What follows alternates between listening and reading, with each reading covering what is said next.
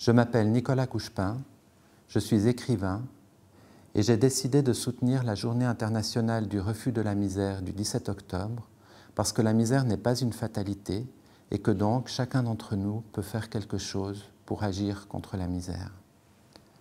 Je prête aujourd'hui ma voix à Pedro Cortés, une personne qui vit dans la misère en Colombie. Pour un paysan, c'est la terre qui permet de vivre dignement. Bien que cela paraisse incroyable, je suis célibataire. J'ai 44 ans, je n'ai ni femme ni enfant. Mon père a 80 ans et ma mère 70. Et j'ai 7 frères et sœurs. Je suis agriculteur à temps complet. En ce moment, je me trouve dans une situation extrêmement difficile. Je n'ai pas de terre, je n'ai pas d'endroit où semer et j'ai énormément de mal à gagner assez d'argent pour survivre.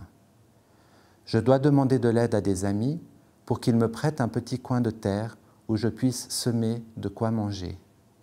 Le plus difficile a commencé au moment où nous avons dû nous déplacer. Si je suis dans cette situation, c'est à cause de la violence et de ceux qui la génèrent. Les paramilitaires d'extrême droite ont agi avec les forces officielles du gouvernement. Ce sont les seuls responsables de ce qui m'arrive. Ils sont venus dans notre communauté en 1997 avec le prétexte d'éradiquer les groupes d'extrême gauche. Mais ce n'était pas vrai, cela n'a jamais été vrai.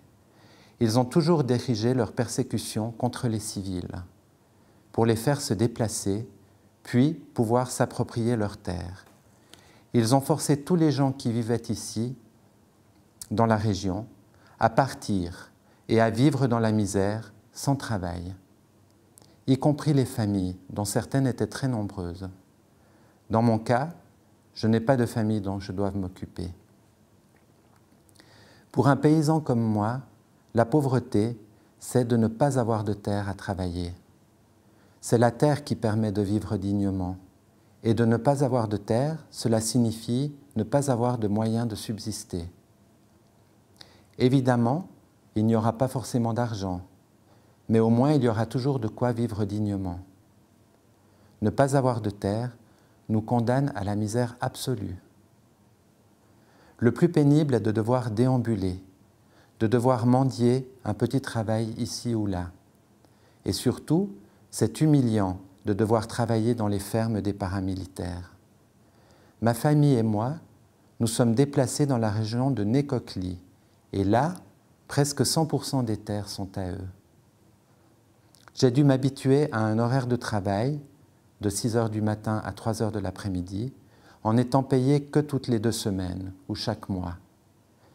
Quelquefois, cela ne suffisait même pas pour acheter des provisions. Le fait d'être dépendant des autres et de devoir se soumettre à ces conditions, parce qu'il n'y a pas d'alternative, c'est vraiment une vie dure. Le plus important pour moi, c'est l'espoir et Dieu. C'est ça qui me soutient, qui me donne la force de résister à toutes les difficultés auxquelles me confronte la vie sans m'avouer vaincu. Ce que je souhaite le plus, c'est d'avoir une stabilité.